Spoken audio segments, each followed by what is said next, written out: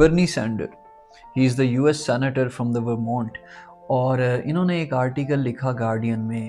He is a person جو کہ progressive ہے. ہی از اے پرسن جو کہ اینٹی وار ہے.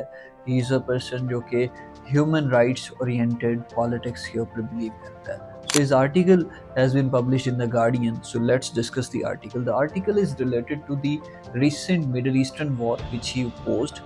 And second point, the main point which he has discussed in this article, it was related to the sort of war in Gaza.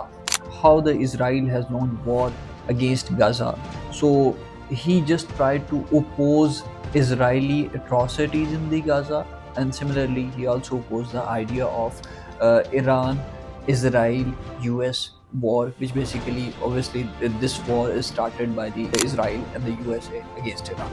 So what he has discussed, he started with the idea that if someone is criticizing the policy of US, if someone is criticizing the Israeli administration against the atrocities in the Gaza, it does not mean کہ وہ جو person ہے وہ کوئی anti Semitism کی ideology جو ہے وہ رکھتا ہے یا اس آئیڈیا کے اوپر بلیو کرتا ہے. سو بیکاز آج کل جو انوائرمنٹ پریویل کر رہا ہے یو ایس اے میں وہ ایک سارٹ آف نیو مکاتھزم کا انوائرمنٹ پریویل کر رہا ہے جہاں پر ایک فیئر ہے, ایک پیرانویا ہے, ٹھیک ہے, تھریٹ ہے کہ کسی کو کچھ بھی کہا جا سکتا ہے, کسی کو امیگرینٹ کہہ کر باہر پھینکا جا سکتا ہے. سو اس نے اس بات کے اوپر فوکس کیا کہ اگر ہم لوگ اسرائیل کو کرٹیسائز کرتے ہیں, اٹ ڈز ناٹ مین کہ دا کرٹیسزم آف اسرائیل جو ہے وہ it is equal to the antisemitism, it is not equal to the antisemitism. اور کور آرگیومنٹ یہ تھا کہ ملٹری ایڈ ٹو اسرائیل جو ہے اٹ مسٹ ہے. بنیامین نیتن یاہو کو اس نے کافی کرٹیسائز کیا. اس نے کہا کہ ہی از دا پرسن جو کہ انوالو ہے in the violation of international law, the violation of international norms. Along with that, اس نے کچھ facts and figures کے through اپنے arguments کو prove کرنے کی کوشش کی. جیسے کہ اس نے یہ ڈسکس کیا کہ جو حماس کا اکتوبر 7 کا اٹیک تھا 2023 میں, اس میں جو اسرائیلی sort of killings ہوئیں they were 1200, لیکن اس کے بعد جو آپریشن اسرائیل کی طرف سے لانچ کیا گیا, جو آپریشن بیسیکلی آپ کے پاس یو ایس اے اور اسرائیل نے مل کے کوارڈینیٹ کر کے کیا, اس کے نتیجے میں آلموسٹ 72,000 پیلسٹینینز جو ہیں they were killed. Along with that تقریباً 1,70,000 جو لوگ ہیں they are wounded.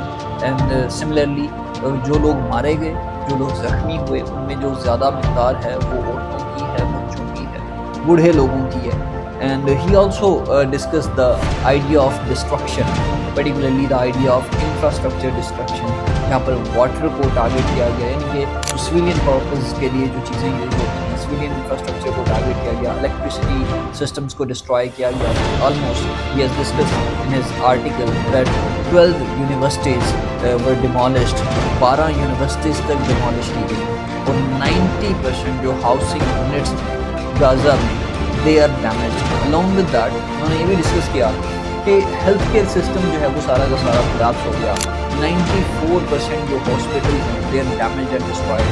Similarly 1700 سے زائد جو ہیلتھ کیئر ورکرز تھے they were killed. So his focus was mainly on the humanitarian crisis. وہ humanitarian crisis جو کہ ایمرج ہو رہا ہے, food crisis, water crisis, fuel crisis, medicine crisis. So اس نے یہ ڈسکس کیا کہ 2023 سے اب تک کئی لوگ ڈسپلیس ہو چکے ہیں, ٹھیک ہے, کئی لوگوں کے گھروں کو ڈیمالش کر دیا گیا ہے, اور 200+ جو انلیگل سیٹلمنٹس ہیں وہ وہاں پر ہونی شروع ہو گئی ہیں. اور ان سارے فیکٹس اینڈ فیگرز کو مد نظر رکھتے ہوئے اس کا یہ پوائنٹ تھا کہ جتنا جلدی ہو سکے اتنا جلدی جو ملٹری اینڈ اکنامک اسرائیل ہے وہ